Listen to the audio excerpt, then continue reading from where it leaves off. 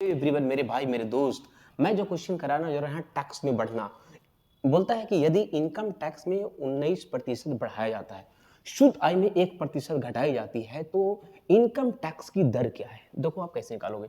जैसे टैक्स में जो है ना टैक्स, तो टैक्स में क्या है कि 19% बढ़ाया गया, तो टैक्स में 19% आपको क्या हो गया, बढ़ाया गया, तो टैक्स गुना 19%, और इनकम में 1% घटाया गया, तो मैं यहाँ पे लिखता हूँ इनकम में जो है से 1% आपको क्या हुआ, घटाया गया है। तो यहां से हम रेशियो निकाल लेते हैं टैक्स और इनकम का, टैक्स बटा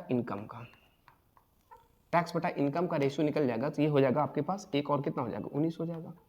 तो आप यहां देख रहे हो कि इसमें 1 रुपया टैक्स दे रहा है, उसका बच कितना रहा है, इनकम कितना हो रहा है, 19 रुपया हो रहा है।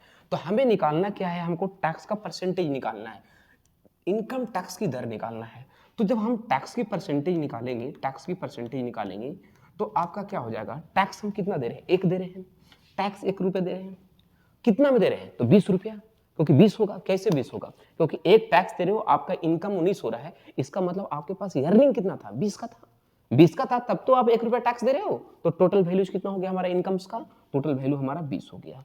अब इनटू क्या करोगे मेरे भाई, इसको 100 करोगे, 20 बच्चे कितना होगा, 100, तो 5% वो क्या दे रहा है, वो टैक्स दे रहा है, 5% टैक्स दे रहा है, समझ में आई।